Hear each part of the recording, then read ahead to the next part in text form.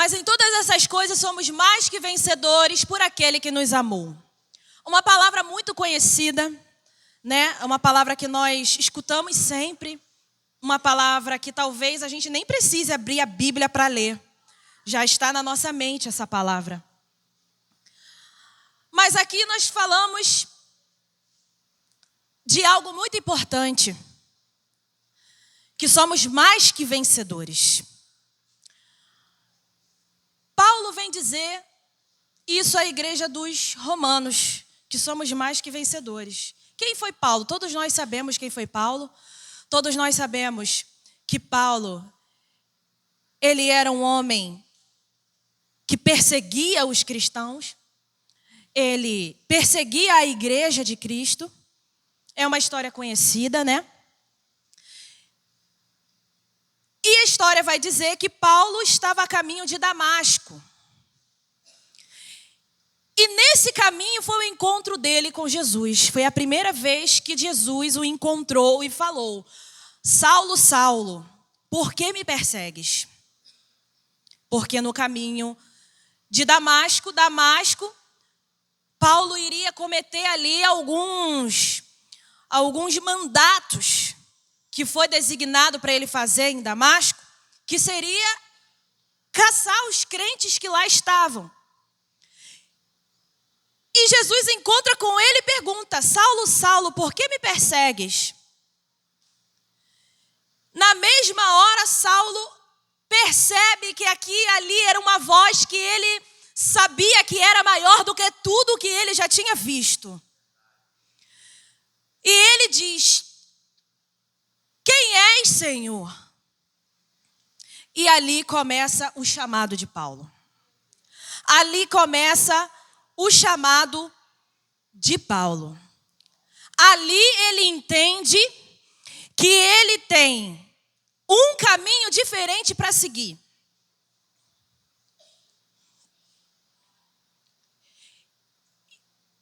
E ele entende que ele é mais que vencedor.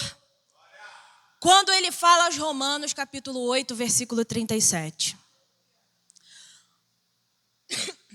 Nós bem sabemos, já lemos isso muitas vezes na Bíblia, que somos mais que vencedores em Cristo Jesus. Mas será que o nosso comportamento, o nosso pensamento, as nossas palavras estão convergindo para isso? Será que as nossas atitudes, será que aquilo que a gente faz, que a gente pensa, é realmente pensamento de uma pessoa vencedora? Será? Coloca o versículo 35 e 36. Será que quando a perseguição vem, será que quando a notícia da doença vem, será que quando o problema bate à nossa porta, nós esquecemos que somos mais que vencedores? Será que nós entendemos isso quando o problema vem? Porque aqui na igreja, a gente levantar a nossa mão e falar: eu nasci para vencer, sou mais vencedora, vencedor. É muito fácil. Estão todos convergindo para isso. O pensamento está nisso. A atitude, a gente aqui dentro está nisso. Nossa fala está nisso. Estamos glorificando o nome do Senhor. Está tudo convergindo para isso. Mas e quando estamos na nossa casa? E quando estamos diante de um problema, de uma dificuldade, de algo que nós não estamos esperando? Será que nós conseguimos levantar a nossa mão ou colocar o nosso pensamento e dizer: eu sou mais que vencedor em Cristo Jesus? É essa reflexão que nós temos que fazer todos os dias. Em todos os momentos. Não podemos deixar isso cair no esquecimento. Mas para isso, nós precisamos entender uma coisa: crer na nossa verdadeira identidade. É necessário que nós venhamos crer quem somos. Porque se nós achamos que nós somos derrotados, fracassados, o problema bate à minha porta, eu falo: e agora? Morri, acabou. Não tem mais jeito.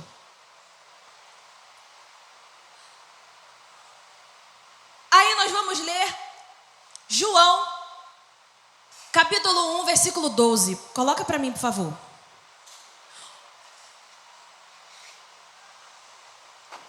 Nossa identidade.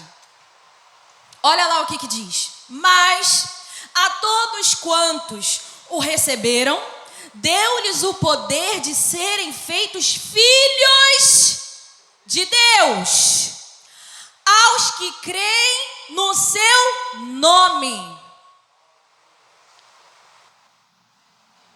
Quando Paulo teve um encontro com o Senhor no caminho para Damasco, ali ele se torna filho de Deus.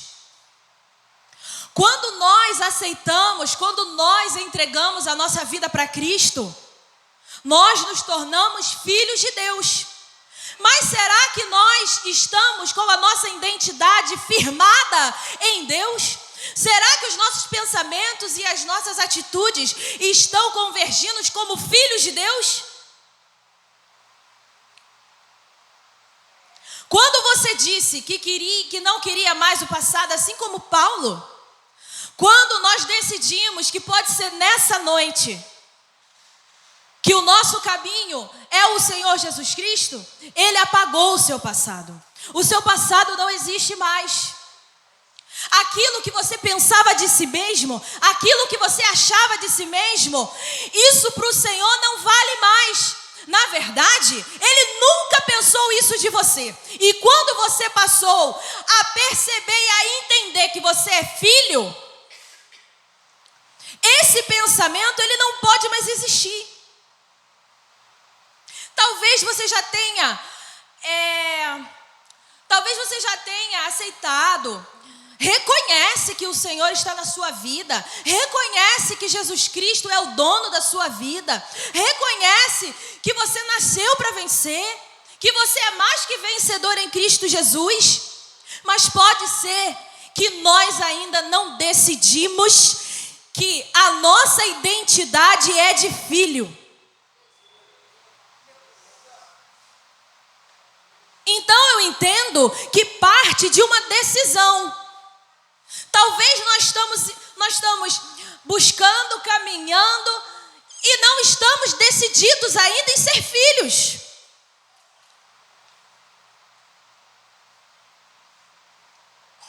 Porque um filho, ele sabe de onde ele veio. O filho, ele sabe onde ele está. E um filho sabe aonde ele quer chegar. Quando os problemas, quando as atribulações, quando as adversidades da vida nos encontram, isso não vai abater um filho.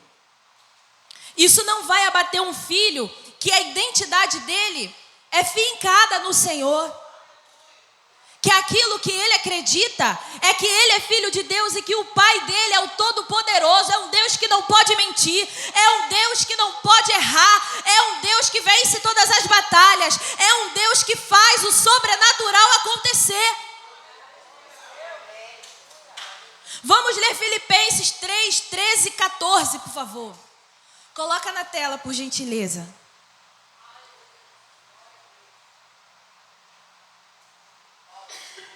Filipenses 3.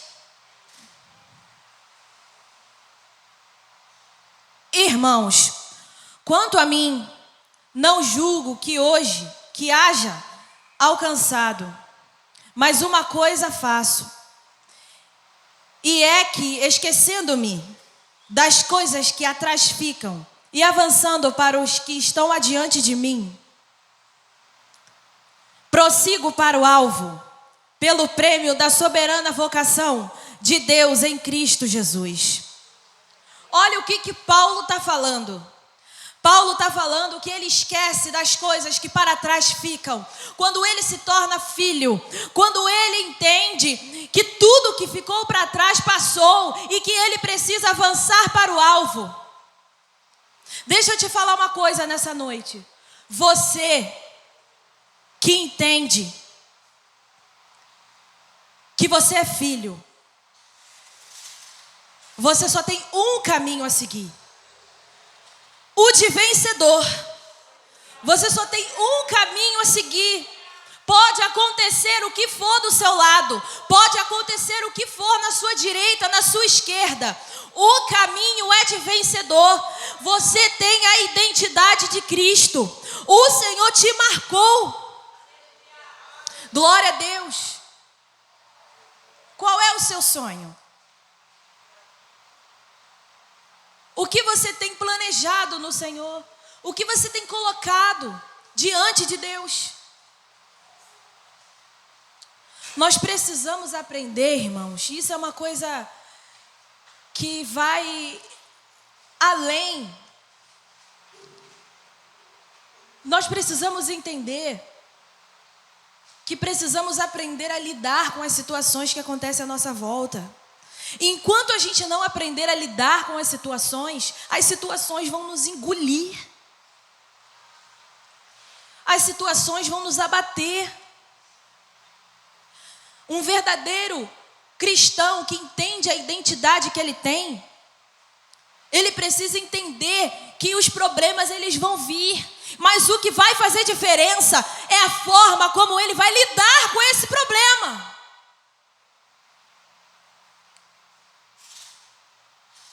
Vamos ler Filipenses, capítulo 4, verso de número 11 até o 13.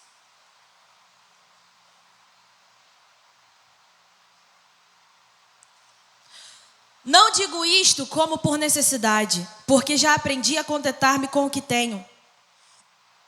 Sei estar abatido e sei também ter abundância. Em toda maneira e em todas as coisas estou instruído, tanto a ter fartura como a ter fome, tanto a ter abundância como padecer necessidade.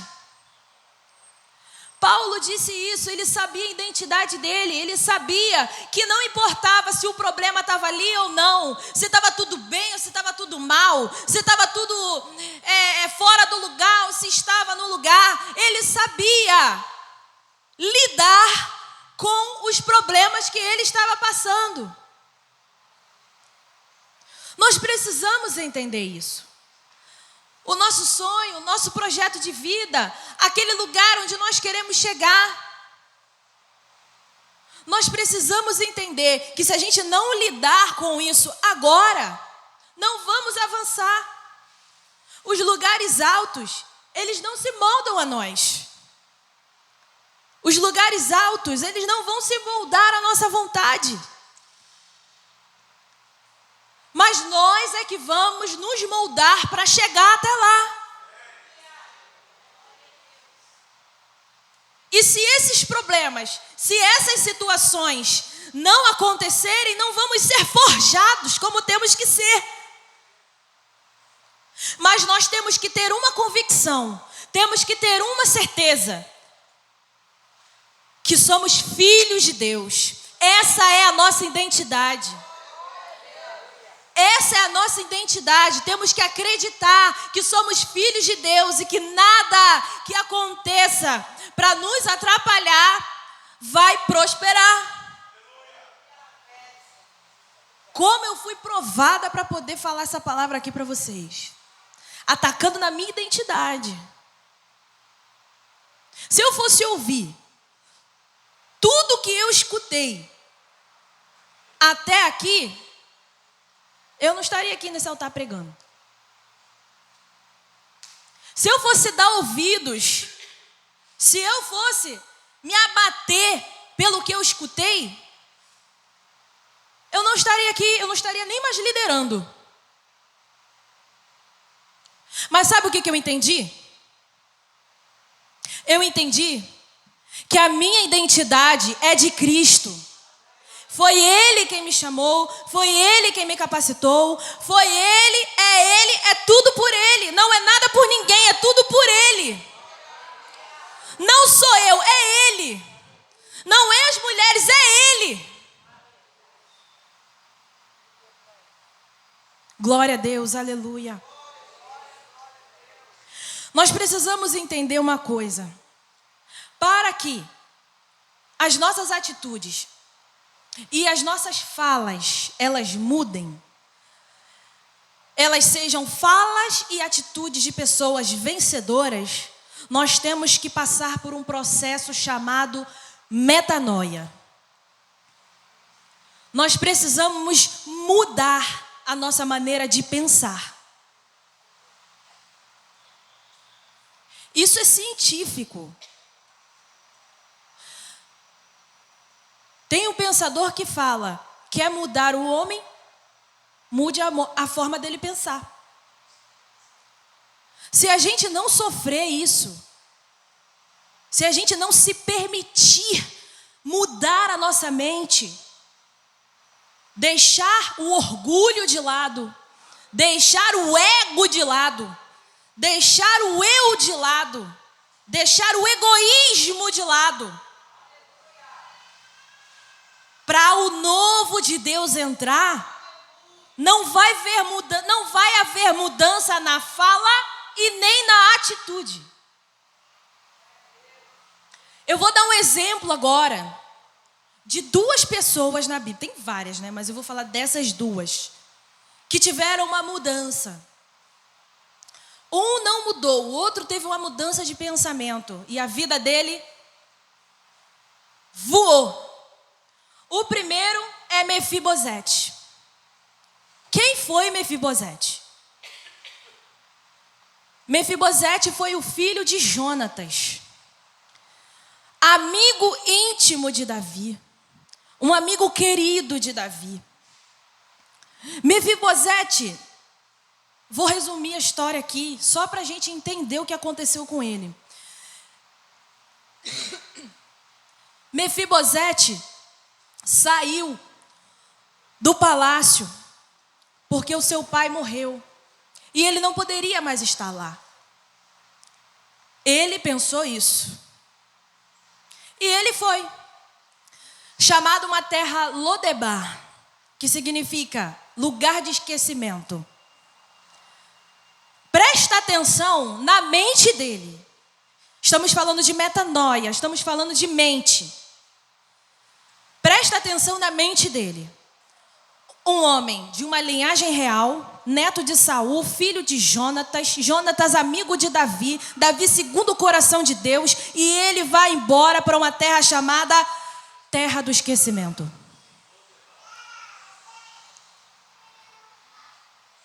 E quando ele era pequeno, ele caiu, de alguma forma, ficou paraplégico.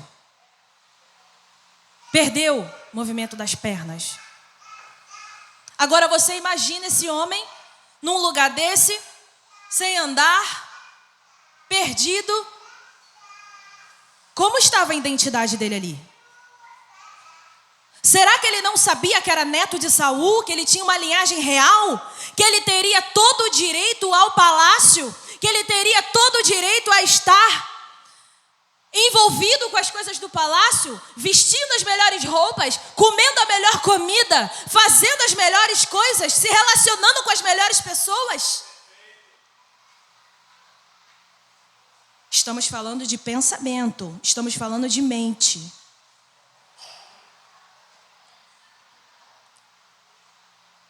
Como estava a identidade dele? Será que ele acreditava em si? Será que ele acreditava que ele era um homem que nasceu para vencer?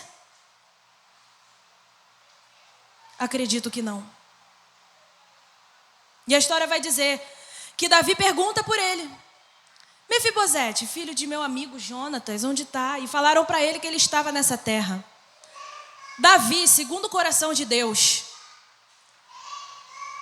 fala: vamos lá. Eu quero resgatar o filho do meu amigo, não posso deixar ele nessa situação. E Davi vai, resgata Mefibosete, leva para o palácio e coloca ele para comer na mesa junto com seus filhos. Agora eu te pergunto, por que Mefibosete não tomou essa atitude antes? Por que Mefibosete não bateu lá na porta de Davi e falou: Davi, eu sou Mefibosete, filho do seu amigo Jonatas. Davi na mesma hora ia colocar ele para dentro. Sabe o que Mefibosete tinha? Crise de identidade. Ele não acreditava nele. Ele não acreditava que ele nasceu para vencer. Ele não acreditava que ele era filho de Deus. Ele não acreditava nisso.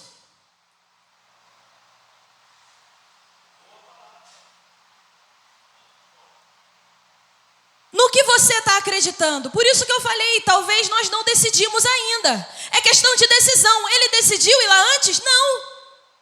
Ele viveu nessa situação anos e anos e não tomou uma atitude. Ele não poderia estar vivendo isso há muito tempo. Você não poderia estar vivendo algo diferente há muito tempo. Me coloco também. É para se refletir. É para pensar. Olha o perigo de uma pessoa que não acredita em si. Eu te digo essa noite, não importa o que você passou na sua vida, não importa o que te disseram, para o Senhor isso não importa. Não importa se alguém disse que você não vai vencer na vida. Não importa se alguém disse que você vai ser um fracassado, um derrotado, alguém que não tem valor. Não importa se você pensa isso de você mesmo. O Senhor te chamou para vencer.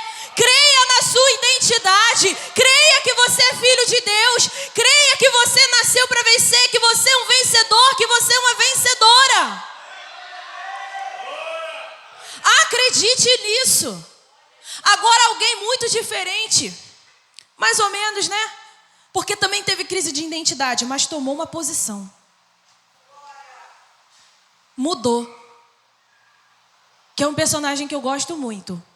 Foi um homem que eu gosto muito de falar sobre ele, já falei, e sempre que eu puder eu vou falar. Porque eu acho que ele é muito parecido com a gente. Que foi Gideão.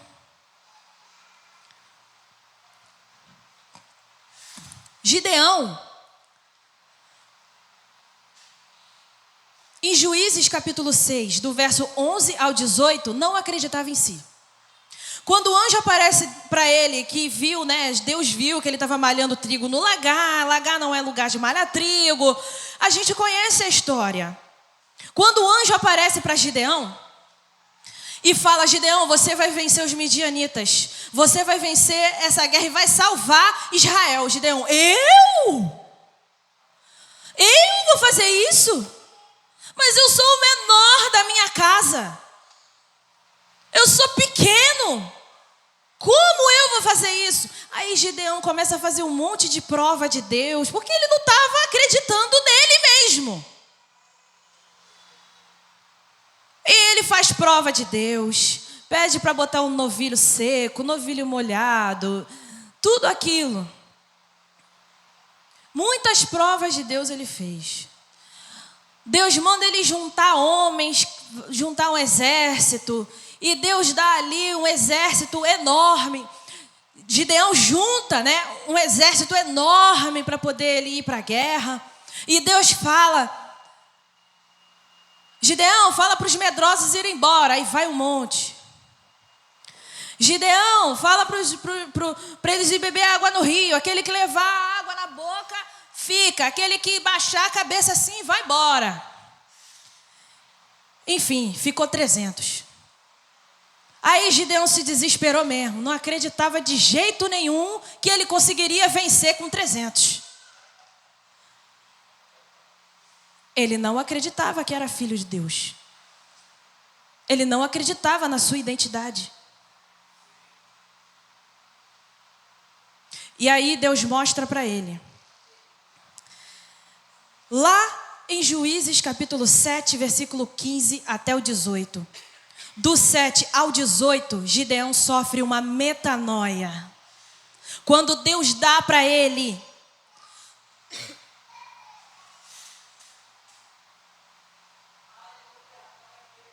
quando Deus dá para ele, para que ele vá até o acampamento. E sucedeu que, ouvindo Gideão a narração deste sonho e a sua explicação, adorou e voltou ao arraial de Israel e disse: levantai-vos, pois o Senhor tem dado o arraial dos midianitas nas nossas mãos. Aqui ele acredita que ele é filho de Deus.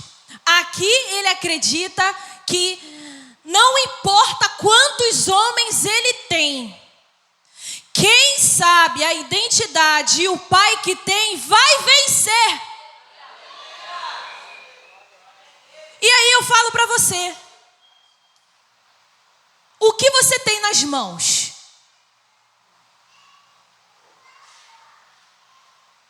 Ah, mas eu sou tímido, eu sou tímida. O que você tem nas mãos? O que você sabe fazer? O que você gosta de fazer? Ah, mas eu não faço direito. Não. Você é filho de Deus. Você é filha de Deus. Faça aquilo que o Senhor colocar nas tuas mãos, porque quem vai garantir a vitória é Ele. Acredite nisso. Acredite que você é filha e aonde você colocar as mãos vai prosperar. Acredite que você é filho, você é filha de Deus e tudo que você fizer vai ser para a honra e glória do Senhor e vai ter vitória. Cria nisso. O segredo está no que você acredita. O segredo está na sua mente. Nós ouvimos o tempo todo. Nós ouvimos o tempo todo que o inimigo ele vem aonde? Na nossa mente. Como eu falei, sofri vários ataques até chegar aqui. Vários. Eu estava conversando com a Su hoje. Eu falei: Su, às vezes as pessoas elas atacam a gente. Não é assim.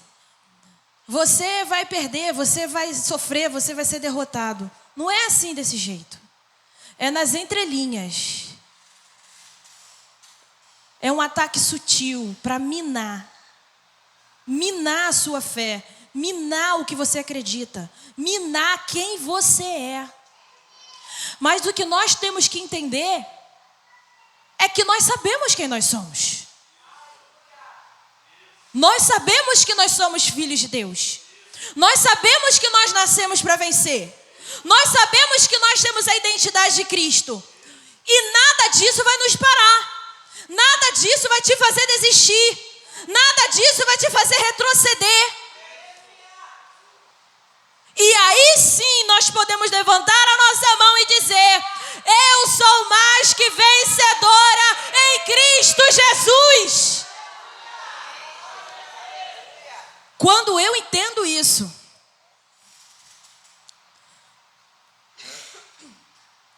o segredo é esse, é a mente. Se permita, deixa o ego de lado, deixa o egoísmo de lado, deixa isso de lado, isso não vai acrescentar. Precisamos ser humildes para compreender que precisamos mudar a forma de pensar. E quando nós aceitamos isso, a nossa atitude é outra. E a nossa fala é outra. Quando o nosso pensamento muda.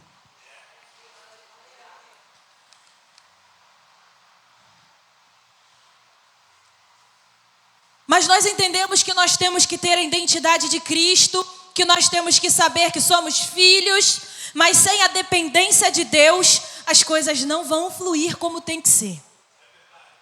Coloca para mim, 2 Reis 6.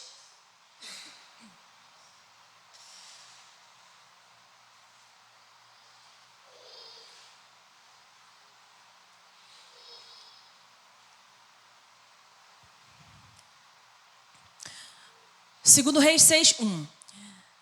E disseram os filhos dos profetas a Eliseu: eis que o lugar em que habitamos diante da tua face nos é estreito.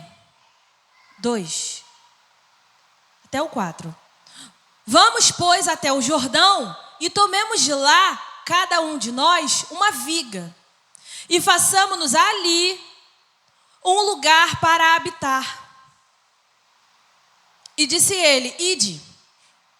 E disse um, serve-te de ires com os teus servos.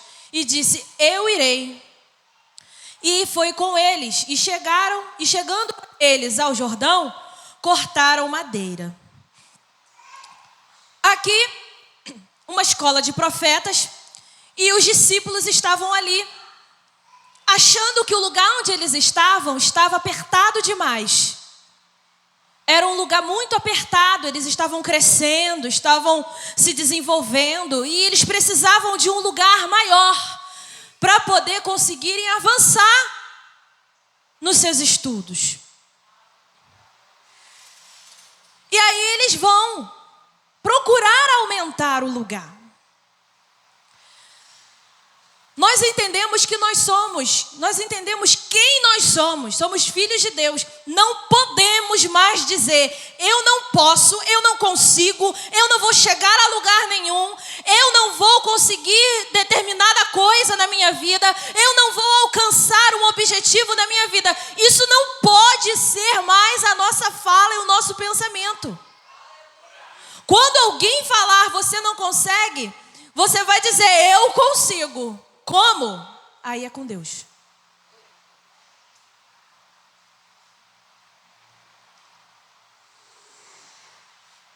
Mas nós temos de fazer a nossa parte. E foi o que os discípulos deles fizeram. Qual é o problema que você está passando? O que você está enfrentando? O que você acha que tem que mudar na sua vida? É o seu relacionamento conjugal? É um relacionamento com filho, financeiro, profissional, intimidade com Deus? Você precisa buscar mais? Então nós temos que juntar as armas corretas, temos que juntar o que é correto para poder alcançar isso. E isso não é Deus, somos nós. Sabe quando você vai fazer uma história? Sabe quando você vai mudar alguma coisa? Quando nós pararmos de reclamar, quando nós pararmos de murmurar, quando nós pararmos de falar e não fazer nada. Mas sim, quando a gente se movimentar, quando a gente cortar madeira, quando a gente for sair do nosso lugar até o Rio Jordão, procurar madeira para poder fazer que alguma coisa mude. Sentada, prostrado, não vai acontecer nada. As coisas não vão mudar assim. Começamos a ter atitudes, começamos a ter... eu decidi fazer um curso. Eu decidi ler a Bíblia todos os dias. Eu vou agora buscar o Senhor mesmo. Eu vou fazer. Eu vou agora estudar. Eu vou agora aprender a lidar com os problemas. Eu vou agora aprender a lidar com o meu marido, com o meu filho rebelde. Decidi. Lembra? Tudo parte da mente. Precisamos decidir. Mas os imprevistos, eles acontecem. Os apontamentos. O ataque à identidade. Vai acontecer. Versículos 5 e 7.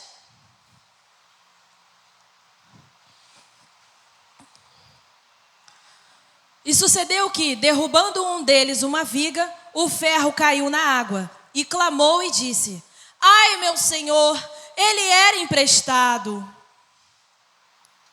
E disse o homem de Deus: onde caiu? E mostrando-lhe ele o lugar, cortou um pau e o lançou ali, e fez flutuar o ferro. E disse: levanta-o. Então ele estendeu a sua mão e o tomou. Irmãos, o que eu entendo aqui? Eu entendo que aqueles discípulos, eles estavam entendendo que o lugar estava muito apertado, eles tinham que fazer alguma coisa para aquela situação melhorar, para aquela situação mudar.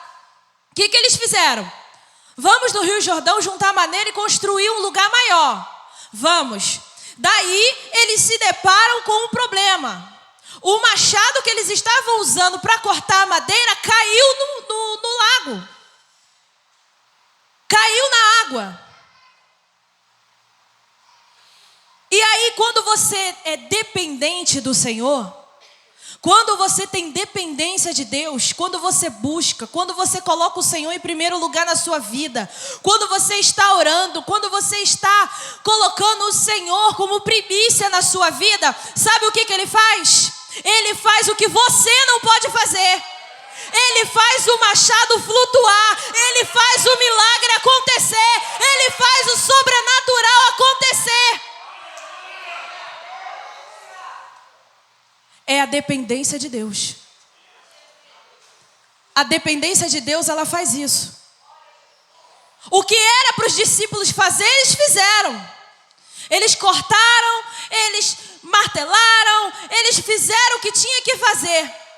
Mas quando o machado caiu na água, o que eles podiam fazer? E vem a dependência de Deus. Deixa eu te falar uma coisa.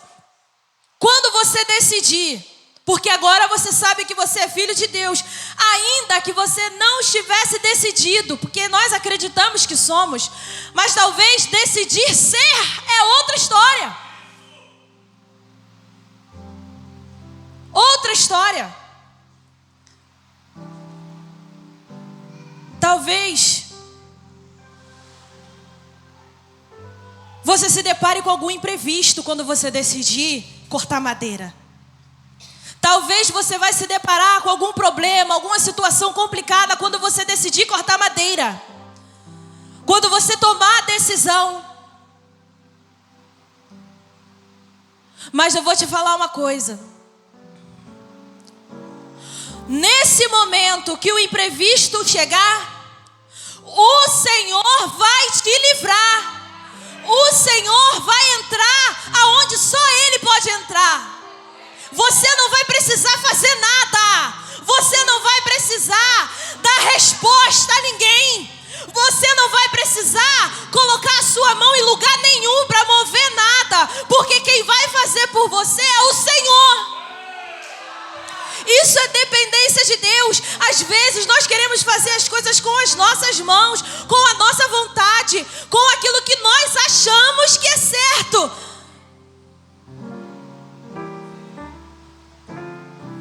Mas quem é dependente de Deus, deixa Deus trabalhar. Mas quem é dependente de Deus, deixa Ele agir. Deixa o ego. Deixa o egoísmo.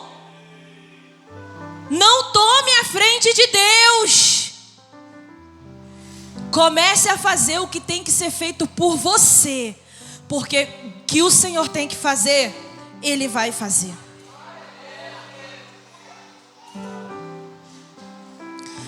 Acredite que você tem a identidade de Cristo. Você nasceu para vencer, entenda isso. Você é vencedor, você é vencedora. Ninguém pode dizer que você não é. Se você entender que tem alguém pensando, te olhando diferente, nunca se esqueça onde você estiver, na casa, no trabalho, na rua, na igreja, em qualquer lugar, você é vencedor. Eu tenho uma identidade. Eu sou filha de Deus, assim como Paulo falou lá em Romanos 8. Olha por quanta coisa que Paulo passou e ele nunca desistiu. Às vezes nós precisamos ouvir isso sempre. Às vezes nós precisamos ouvir. Mas para que nós venhamos ser mulheres e homens vitoriosos, nós precisamos crer. Crer aonde nós estivermos. Você pode mudar a sua história. Você pode mudar essa situação que está acontecendo. Você pode mudar isso. Você pode. Você é capaz de mudar. Se eu fosse ouvir todo mundo que falou coisas para mim, eu não estaria aqui. Ataques entre linhas para minar minha fé, me fazer desistir, me fazer parar. Mas eu falei, eu não vou desistir, eu estou aqui, eu decidi isso para minha vida, eu decidi. Pode falar, pode acusar, pode apontar, pode fazer, porque eu não vou retroceder. Todos os dias eu decido mudar os meus pensamentos. Está pensando que é fácil? Está pensando que o pensamento difícil não vem? Ai meu Deus, o desânimo vem. Mas eu sou filha de Deus, eu nasci para vencer. Então eu falo, isso não vai me parar. Eu não vou desistir. Todos os dias eu tento, todos os dias eu decido mudar o meu comportamento. Isso é todo dia. Essa decisão ela é diária. Você pode estar ouvindo a palavra aqui agora e pode estar decidindo mudar. Você pode estar ouvindo a palavra aqui agora e pode estar decidindo tomar uma atitude diferente agora. Mas e amanhã? Mas e depois de amanhã? E domingo que vem? E quando alguém botar o dedo na tua cara assim e falar que você vai perder? Decida. Decida todos os dias, não é só hoje. São todos os dias. Decida não murmurar. Decida dizer palavras de vida. Decida parar de gastar com coisas que impedem de conquistar. Isso é decisão. Onde você quer chegar? O que você quer fazer? O que você quer conquistar? Abre parênteses. O consumismo nos suga ao ponto de não permitir que alcancemos o nosso sonho. Mas isso é história para outro dia. Para hoje não. Mas precisamos decidir o que nós queremos. Eu decido todos os dias não entregar o meu ouvido para fofoca. Porque todo dia vem uma. Eu decido não dar ouvido para isso. Meu marido fala, não, a gente não pode ser deselegante. Mas a gente concorda que para fofoca tem que ser deselegante. Me contaram, fiquei sabendo, me disseram. Não fala isso comigo não. Não quero saber. Não quero saber dessas 3 frases. Essas 3 frases na minha vida não existem. Aqueles discípulos foram ao Rio Jordão para fazer a parte deles. E Deus fez a parte dele. Você está na casa do teu pai essa noite. Aqui é o teu Jordão nesse momento. O que você veio fazer aqui nessa noite? O que você está fazendo aí sentado? Qual é o teu pensamento? Como que está o teu pensamento nessa noite? Tome posse de filho. Tome posse de uma mulher e um homem vencedor. Romanos capítulo 12, verso de número 1 vai dizer que o nosso culto é racional. Estamos fazendo tudo aqui com entendimento.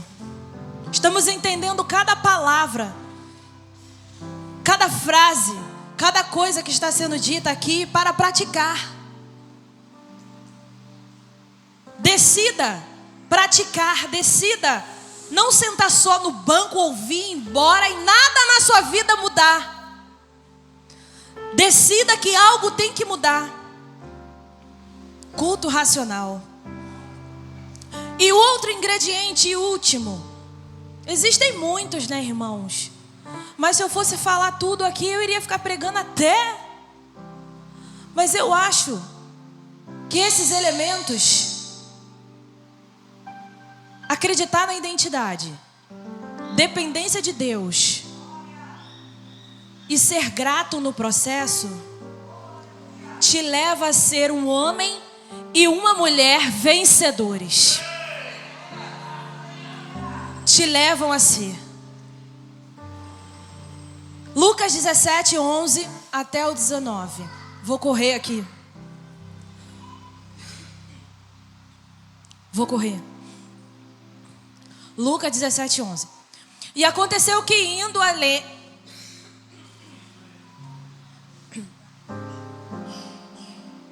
Eu saí agora de uma garganta inflamada e tô aqui, ó, né? Falando.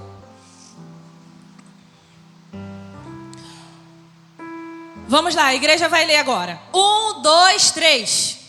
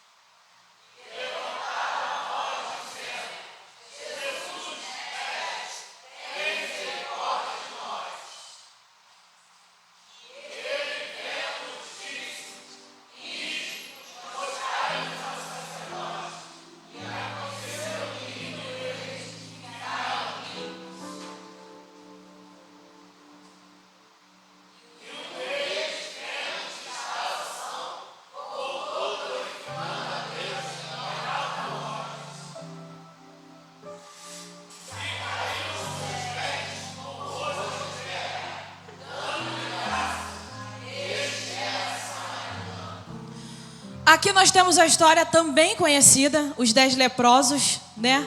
Muito conhecida essa história. E nós estamos falando aqui sobre prática de vida, pensamento. Pensamento na igreja, pensamento em casa, no trabalho. Prática de vida.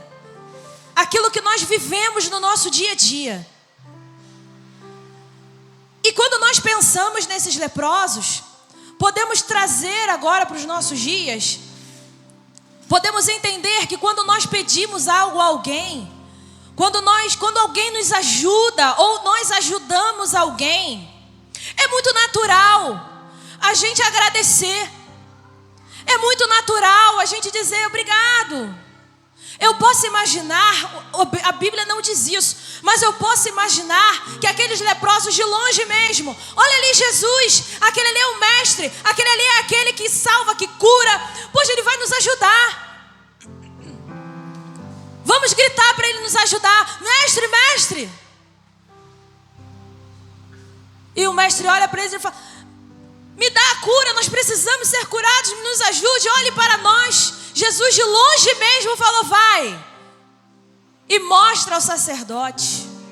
E aqueles homens, naquele momento felizes, muito obrigado, mestre, muito obrigado, Deus seja louvado, muito obrigado. E foram. No meio do caminho, eles perceberam que estavam sendo curados. No meio do caminho. Não precisavam nem conseguiram chegar no sacerdote. No meio do caminho mesmo eles foram curados. E aí, eu penso que eles foram sacerdote. Meu Deus, eu vou encontrar minha família, eu vou encontrar os meus amigos, eu vou encontrar aquelas pessoas que passavam por mim e cuspiam no chão, porque era assim. Quando um leproso se aproximava da cidade para comprar alguma coisa, para fazer alguma coisa naquela cidade, o leproso tinha que gritar, leproso, leproso, leproso. Tu imagina a vergonha deles. Imagina a vergonha deles. E eles estavam curados. Qual foi a primeira coisa que eles pensaram? Eu vou lá falar com a minha família. Eu vou lá rever a minha esposa, os meus filhos. Eu vou lá rever os meus vizinhos. Eu vou lá passar na cara daquela irmã que cuspia no chão quando eu passava. Eles pensavam isso. Eles poderiam ter pensado, né? A Bíblia não fala. Mas eles poderiam ter pensado isso. Mas teve um que teve uma atitude diferente. Teve um que provavelmente tinha família. Provavelmente tinha amigos. Provavelmente tinha pessoas que cuspiam no chão, apontava, ria, xingava quando ele passava. Mas a atitude dele foi totalmente diferente. Ele decidiu voltar. E quando eu entendo que ele decidiu voltar, eu penso em uma coisa. A pessoa que sabe a identidade, a pessoa que tem dependência de Deus, a pessoa que está lá cortando a madeira, fazendo tudo o que ela tem que fazer para chegar no caminho que ela quer chegar, vencer, chegar no alvo dela, ela precisa sempre olhar para trás e saber de onde ela veio, saber de onde que o Senhor tirou ela. Ela precisa entender que não é ela, é o Senhor. Ela tomou a decisão de filho, ela tem a dependência de Deus, mas não é sobre ela, é sobre o Senhor. E isso é gratidão a Deus. Isso é gratidão a Deus.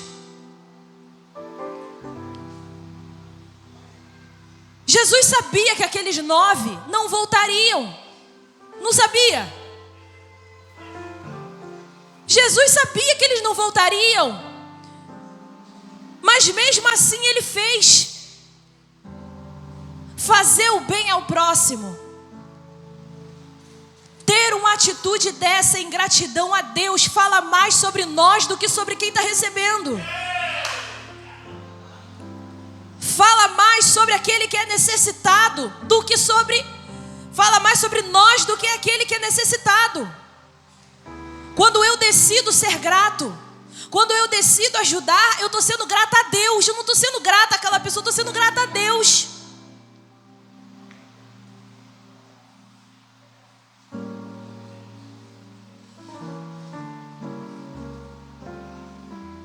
Vencer na vida te faz se orgulhar.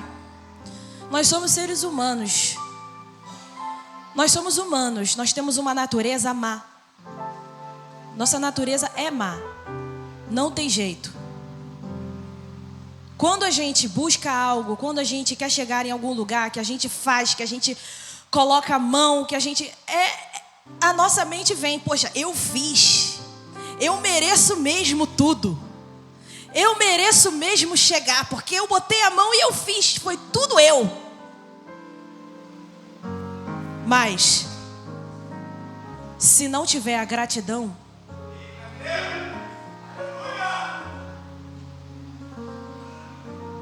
todo esse trabalho vai fazer uma pessoa soberba. Vai fazer uma pessoa que acha que foi com a força do braço dela, com a... Se o outro não quer avançar, se o outro não quer seguir, continue fazendo. Jesus não ia deixar de fazer porque aqueles leprosos não iriam voltar. Ele fez. E aí vai dizer que o leproso, quando ele voltou, ele se prostrou. E aquele ato de se prostrar foi a atitude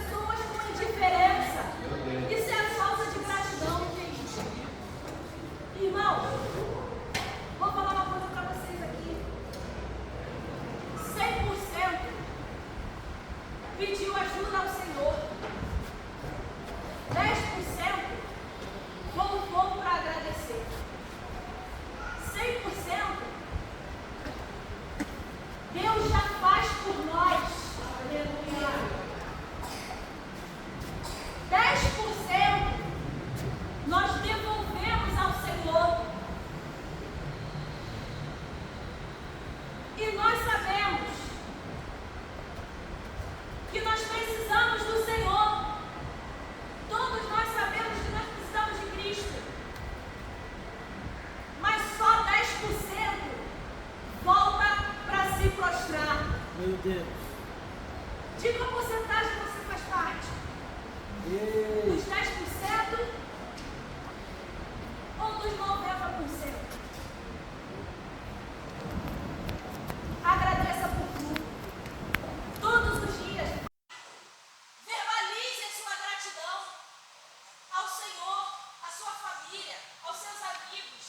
Agradeça pelo que você não tem ainda. Seja uma pessoa grata, do seu jeito mesmo. E você vai ser um homem e uma mulher vitorioso e vitoriosa para a honra do Senhor Jesus.